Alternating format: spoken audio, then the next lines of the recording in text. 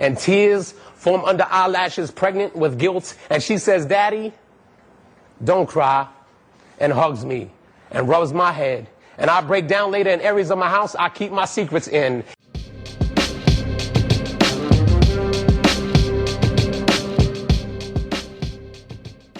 What's up, y'all? Welcome to the Young Legends podcast, where we help you get the cheat codes to the game of life. I'm your host, Caption, aka Caption Red, and I am so excited about today's interview of Mr. Shihan Van Clief. Shihan Van Clief is a National Poetry Slam champion and a four-time National Poetry Slam finalist that has been featured on a variety of media outlets, including 7 appearances on HBO's Def Poetry, NBC, Spotify, Nike, Adidas, NBA, CNN, ESPN, Complex, and Billboard magazine, and several national commercial spots. Shihan was also the first poet to sign an exclusive sponsorship deal with sports giant Adidas and was the voice for the Sprite Street Mix, a radio program broadcasted in over 14 countries in Africa. And he's done a bunch of other stuff too. Shihan, thank you so much for joining me today. How are you doing today, man? I'm doing well, man. Thanks for having me. No, I'm really excited about this interview. I've known you from afar and kind of a little bit up close in the past. I don't know, want to say 14 or so years, roughly. I was a frequent attendee at the Poetry Lounge in LA, and so many good memories made there with so many of my friends. And first of all, I want to thank you for just hosting that and being a supporter of the arts and artists and just beautiful things that people are creating. So thank you, man. I appreciate that. Absolutely. So the way I like to start my interviews is I like to just start with a fun story, a funny story, just a story that just kind of is fun to hear. Everybody likes a good story. So is there any stories that you had to share with me? Yeah. So I teach a class at a school in Palmdale at an alternative high school. So it's all kids who have been kicked out of every other school, who are on house arrest or probation, and they can only wear white, black, or gray on campus. There's no tech allowed on campus. They're not allowed to take books home. They're not allowed to bring books or any pencils, anything onto campus. Everything is given to them there, and they leave with what they have, and they come with what they have. So I went to the school once, and one of the kids hadn't been there in a few weeks. So I was like, "Hey, dude, where you been? Everything been cool?" He's like, "Nah, I've been good, just hanging out." And his friend goes, "Dude, tell him the truth. Tell him what really happened." I go, "What happened, man?" He goes, "Well, I got caught up." And I go, "What happened?" He goes, "I stole a corner van." And I go, "Like a food? You stole like a food truck?" And he goes, "No, like a corner van." And I go, like an ice cream truck?" And he goes, "Nah, where they put the dead in that." And I was like, "What? Oh. You stole a Corners van?" And he goes, "Yeah, I stole one of those." And I go, "Why the hell would you steal a Corners van?"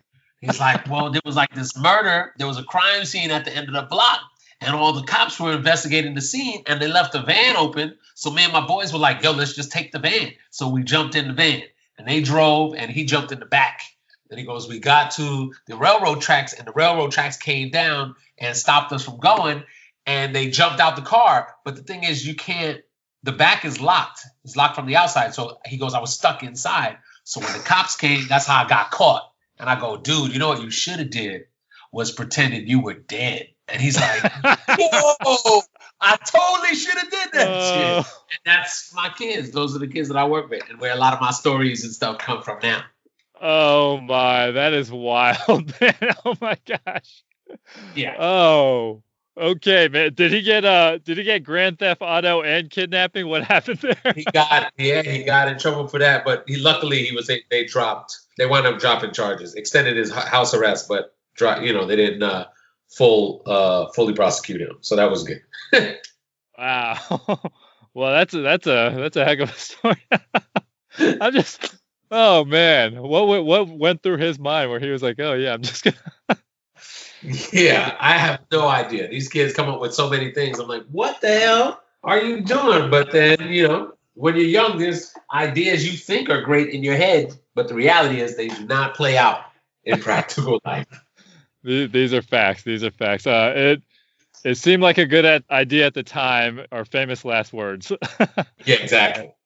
Oh my goodness gracious, man. Well, that's awesome. I appreciate you giving back to the youth and, helping them out and along their journey. That's what this podcast is all about. So I love that.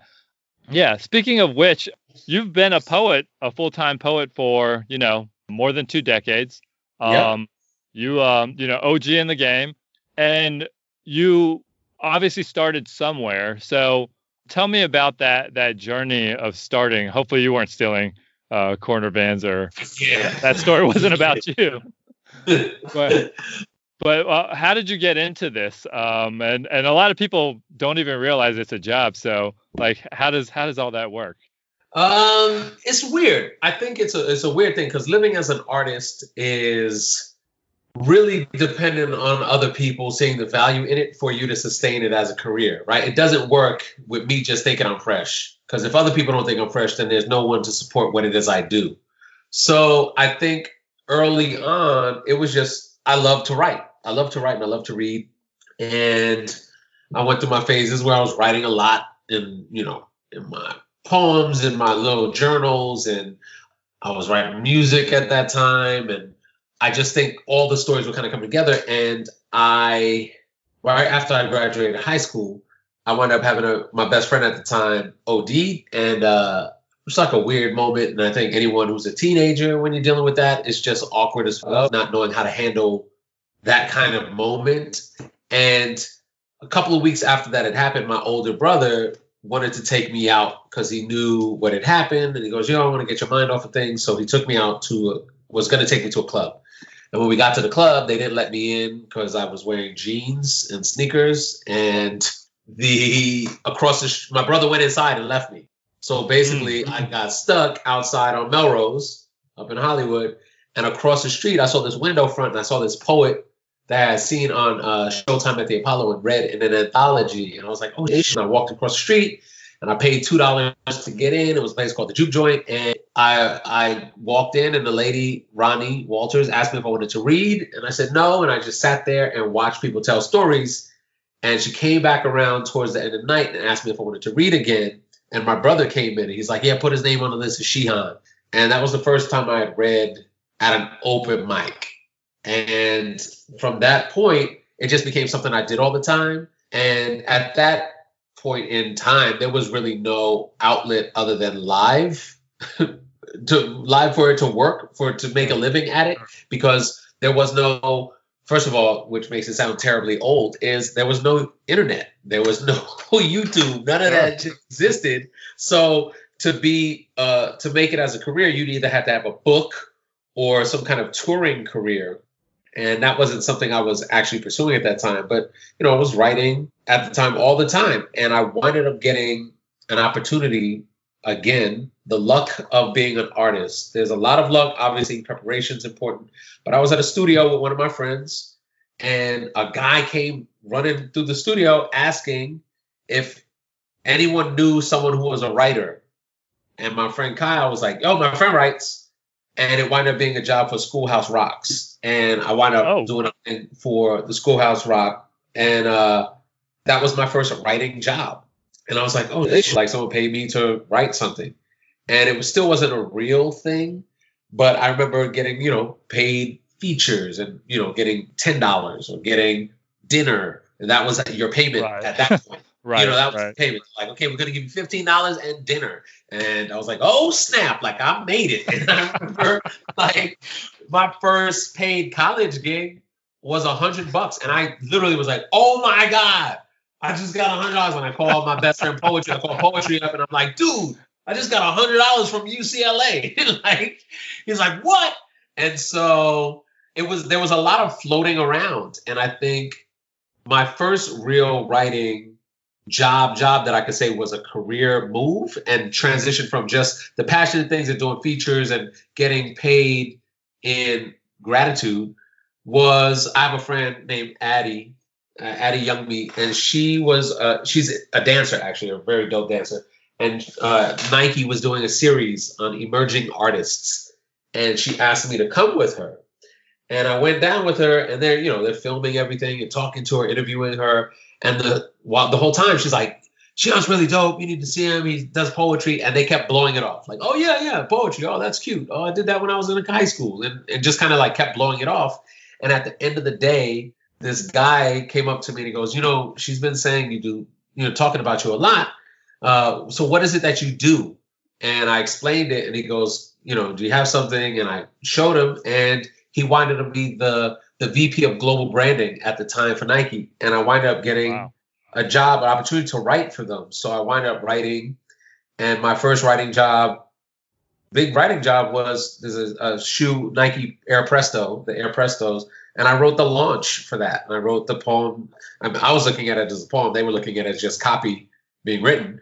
But it was a poem about sneakers and about, flexibility and breathability and all that. And I wound up writing with Nike for a couple of years doing that. And so that's when it kind of became a real thing to me, like where I was like, I can live doing this. I can make my livelihood writing for a living, writing poems for people, or writing stories, or writing advertising. And so from there, I wound up writing for different companies, for Adidas, and Adidas sniped me out from Nike and Pepsi and the NBA and NFL and Reebok. And then from there, just things started happening. And then Def Poetry came out. And then all of a sudden there was a real platform for poets to kind of showcase the work that they did.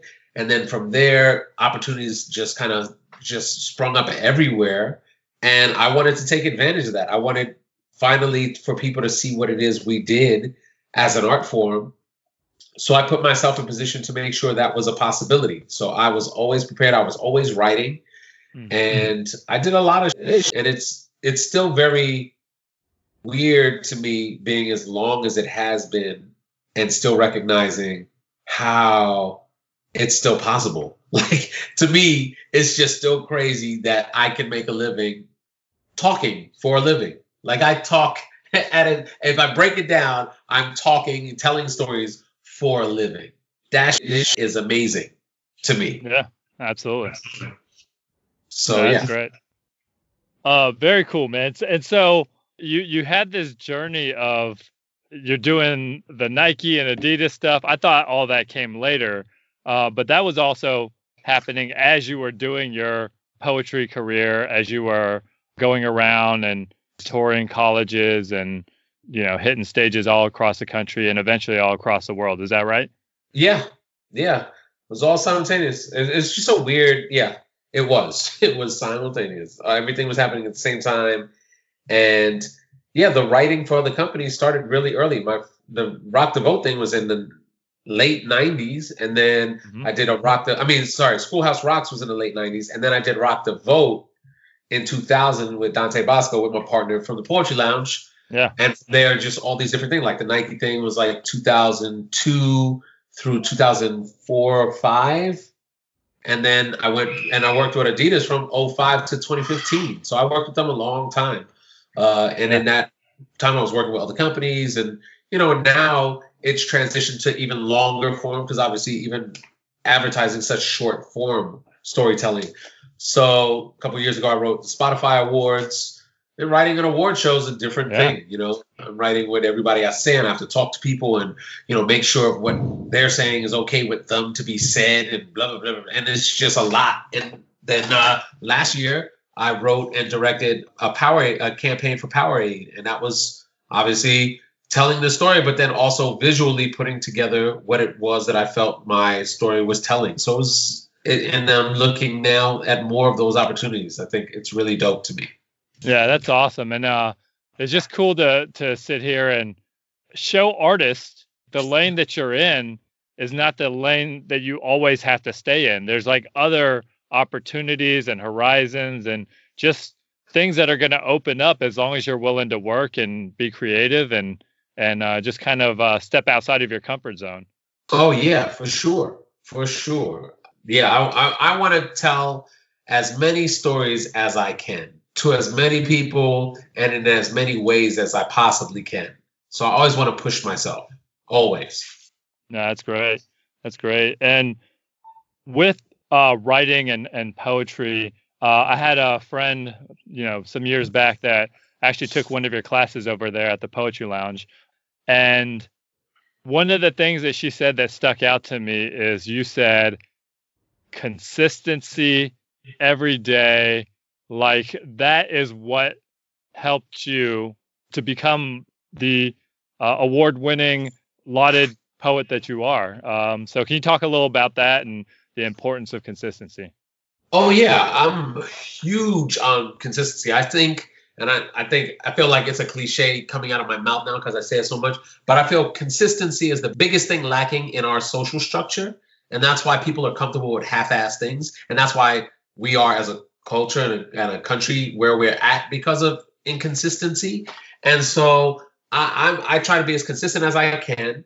I set, when it goes from being passion to a career, there's a self-discipline that's involved with understanding that and making the necessary adjustments to my behavior so that I can take full advantage of what it is I want to do. So I set times where, now obviously we're shut down because of this whole virus thing, but when my kids are in school, I literally take them to school. I come back home. I turn off my phone, I turn off my internet, and I write basically from 9 to 2, or I sit in front of my computer, or I try to come up, I ideate, whatever I need to do, I need to work on that every day, and I keep a consistent schedule to what it is I do. So the days that I'm not teaching out in Palmdale, I'm in my schedule, in front of my computer, working on my art.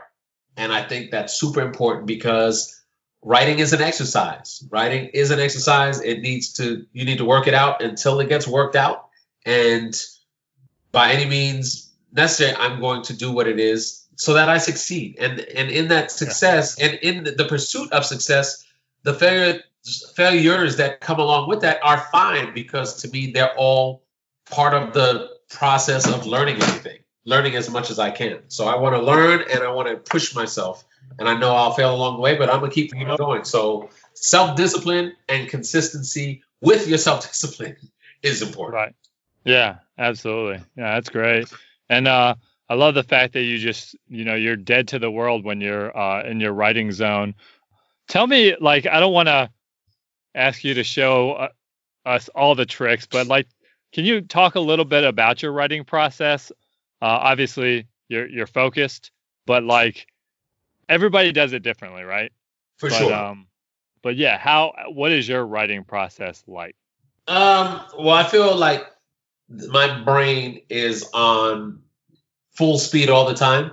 And so I'm constantly thinking of ideas, which something I had to learn to do also. I write the ideas down now instead of just, I'll go back to it later. I will write down the idea so I do not forget, because I know the way I am, I'll keep on thinking of stuff and I'll forget a bunch of stuff. So now I write things down. And so when it's time for my sessions, when I close my door, turn off my phone, turn off the Wi-Fi, and I just start writing, I make sure I look at my notes. I look at the notes so here, I'm opening my phone, right? So I look at my notes and I say, all right, these 6 ideas I wrote down yesterday, right? These 6 ideas, which one of these am I going to work on today? And I'll just pick the one that comes off more interesting to me, or the one I feel most passionate about writing, and I'll start. And I'll just sit myself down and I'll give myself a designated time to work on that one idea.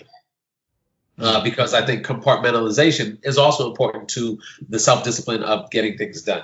So I'll work on this for a while. If after that period of time is done and I'm motivated to write some more, I'll extend that time. But if I'm off on that, I will go to the next thing and work on that. And I will keep that schedule running. But sometimes there are times where, I'm writing I wrote a series of screenplays and teleplays, and sitting down and doing that, I want to finish the story, because in my head, I know if I was working at a company, there would be a deadline. I wouldn't have months and months or years to work on it. So I know I need to get this episode done within this amount of time. So when I sit down, I don't focus on anything else but that.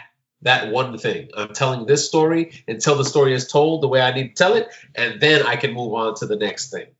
And so those are the two different ways I kind of, structure my writing. And then when it's, at my break time, I have a real break. I take naps every day. I'm big on naps. So I take a nap every day.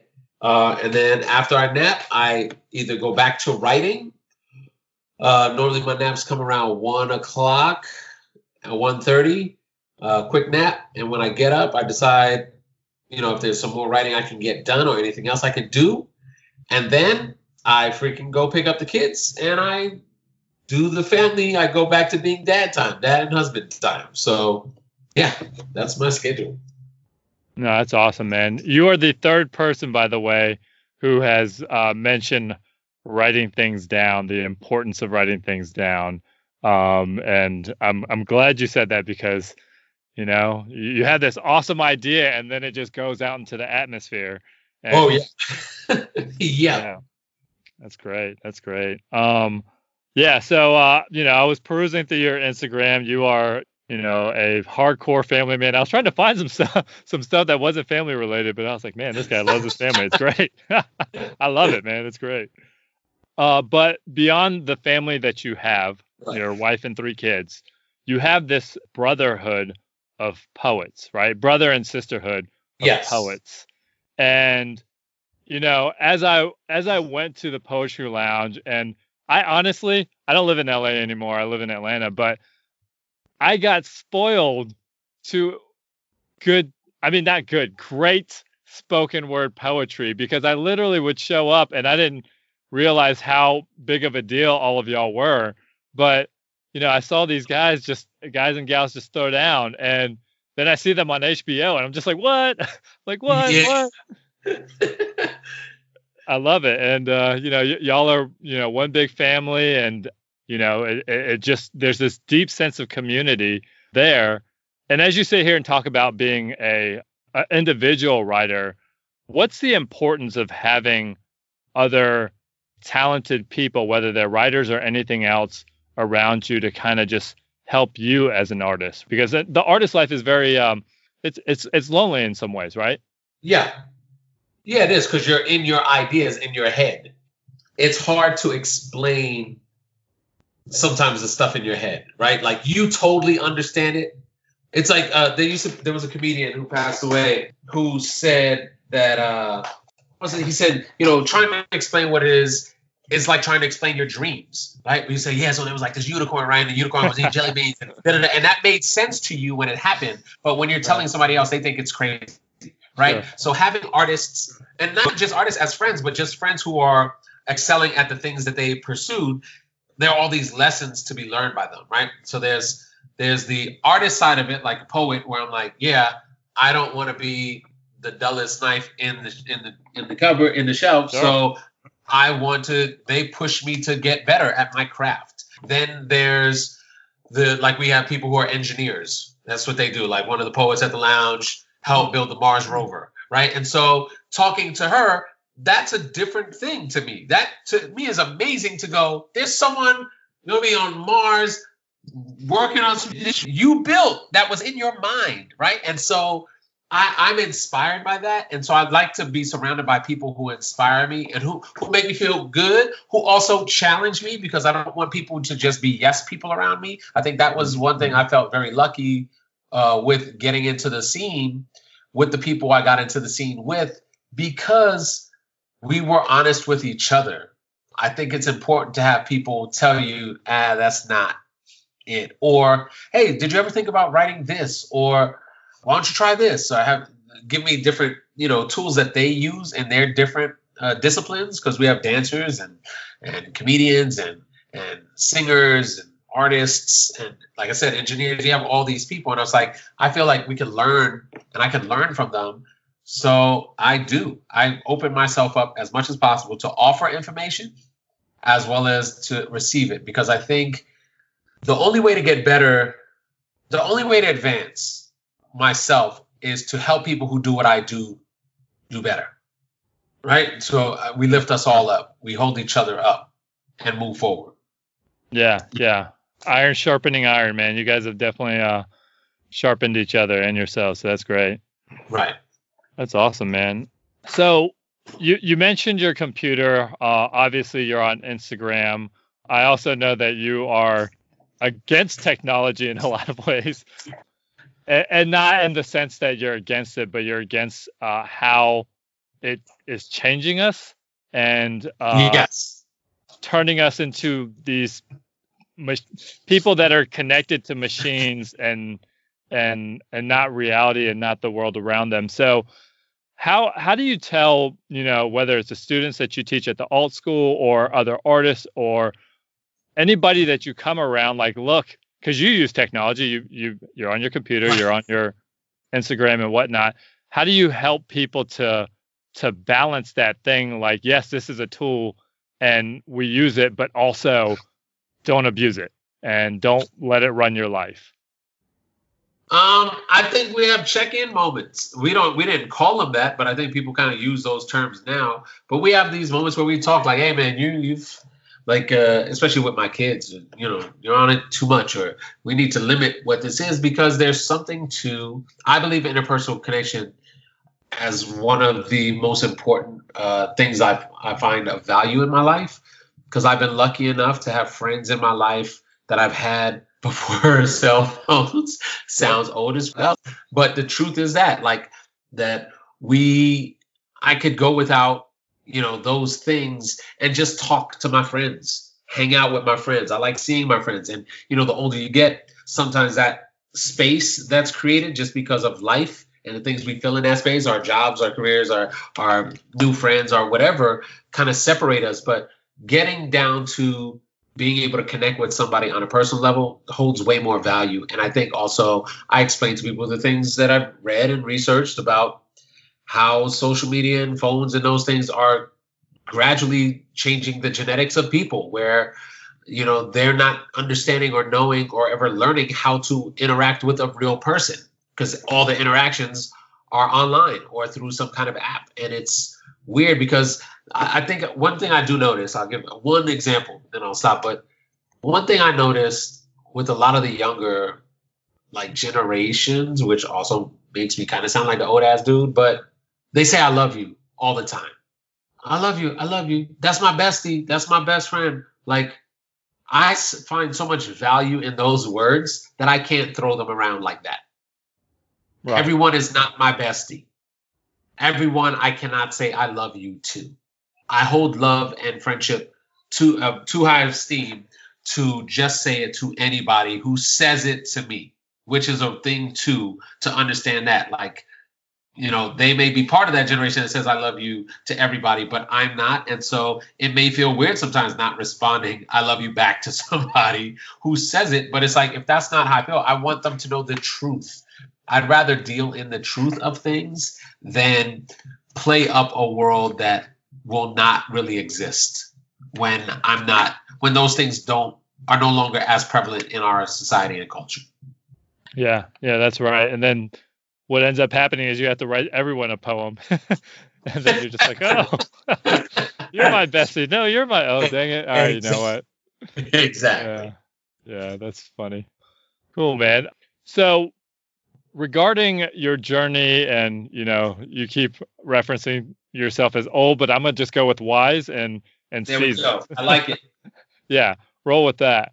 But as you've gone through the journey of being a young man, being an artist, being a father, being so many things, and teaching kids and taking your art all over the world, what's a key life lesson that you learned that has once you learned it, it just kind of revolutionized your life? It was just like, oh wow, I can't live the same anymore now that I know this about life and about what's possible, or and it could be a bad one too, but what's an important life lesson that you've learned?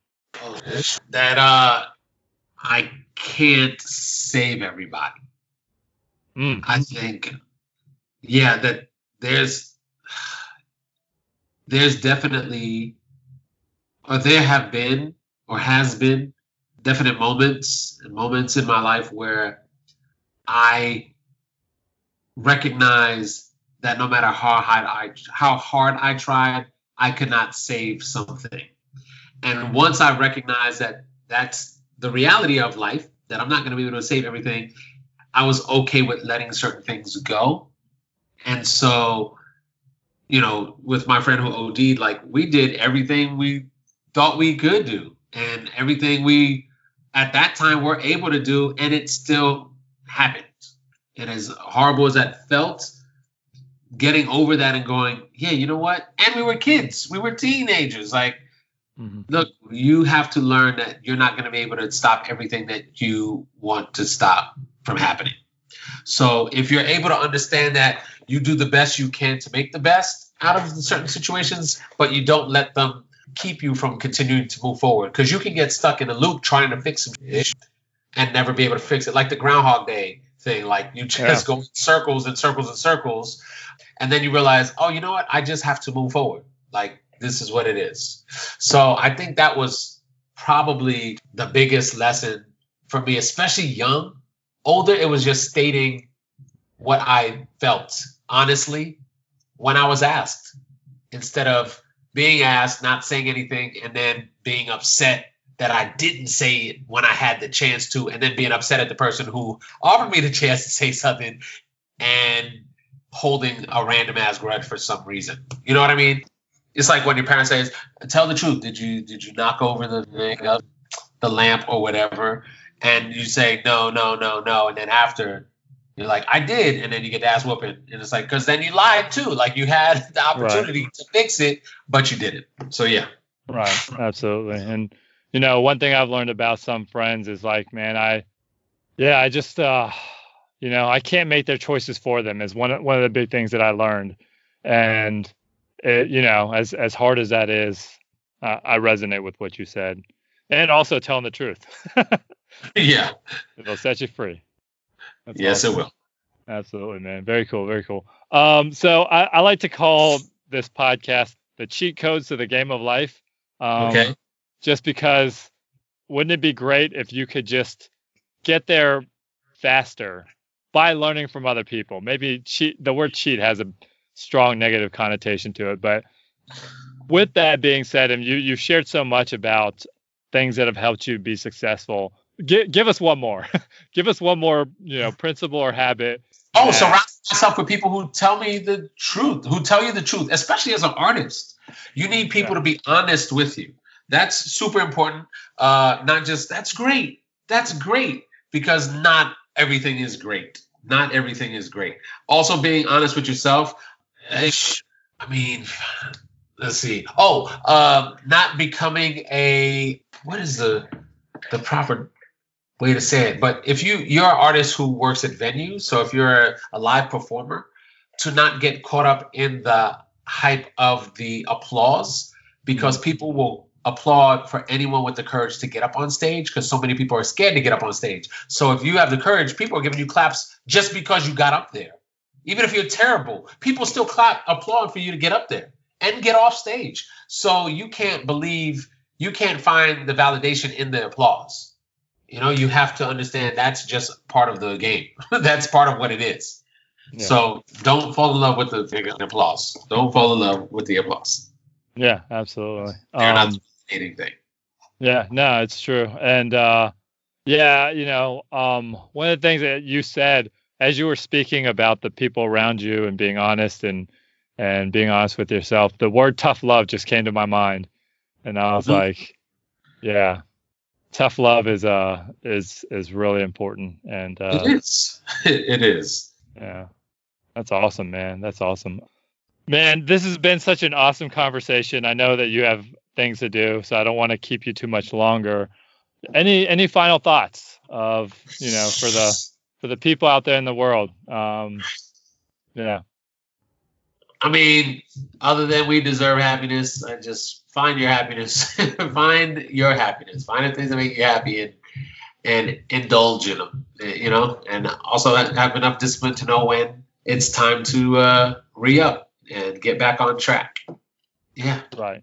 Like, I wish I had something super dope to say. I don't know, I feel like most of the conversation I have with my friends now are kind of like, we went through so much in our lives that we just deserve happiness. We deserve to be happy.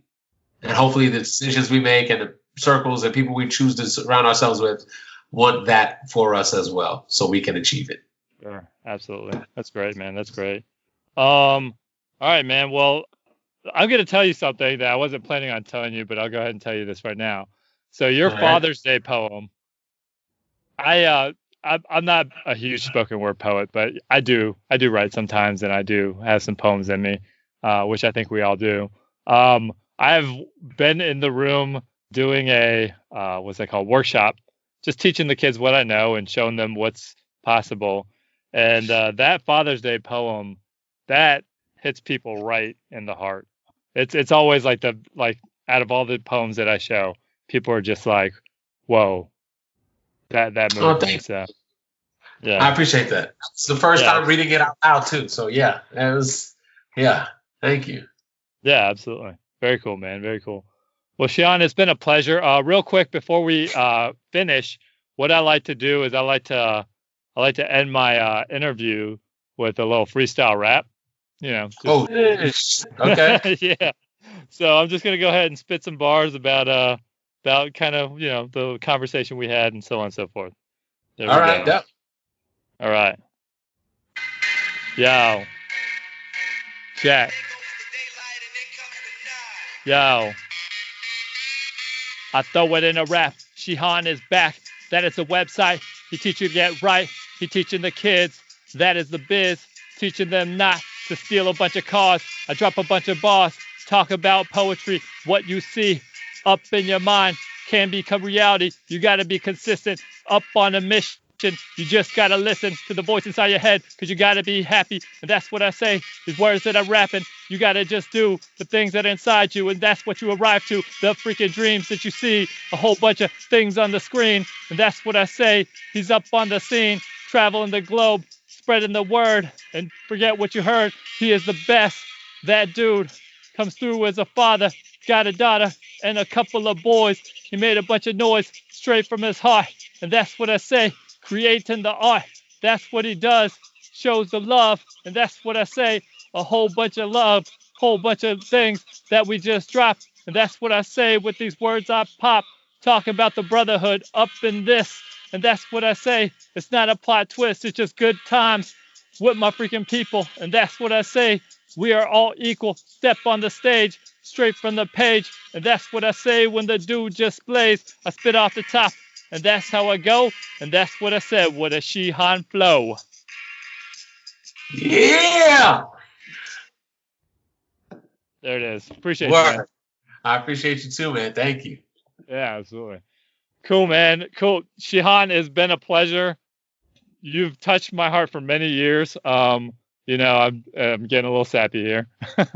But I appreciate you just as a host, as a person who's super down to earth. I've met you a couple times back in the day, and you're just good people. So I appreciate you and the things that you're doing, and I'm looking forward to the things that you're going to keep doing. So, yeah, thank you, man. Thank you very much. I appreciate that. Absolutely. So Shihan, how can the people connect with you online? Where can they find you? Social media handles, good landing pages, whatnot. Everything I feel is The Real Shihan, at The Real Shihan, whether that's, I'm mainly on Instagram now, but at The Real Shihan, TheRealShihan, at The Real Shihan, whether it's Twitter, Instagram, Facebook, it's my name, Shihan Van Clief. And that's it. That's cool, man. All right. Well, I'll make sure to tag all that in the show notes. And brother, keep doing what you're doing. And I'm looking forward to just watching you continue to grow. And when we see each other, it would be great. So. All right. Thank you, man. I'll talk to you soon. All right. Absolutely. Have a good day, man. All right. You too. Peace. All right. Thanks so much for listening. I hope you enjoyed that interview. And if you've been listening and enjoying this podcast, I'm going to ask that you do me a favor to help the show. Please go in and rate and review the podcast in either Apple Podcasts or Spotify. When you rate and review the podcast, it helps people find the podcast, but it also helps because it attracts future quality guests. So please do that for me. Please take care of yourselves out there. Stay healthy and well. And until next time, peace out.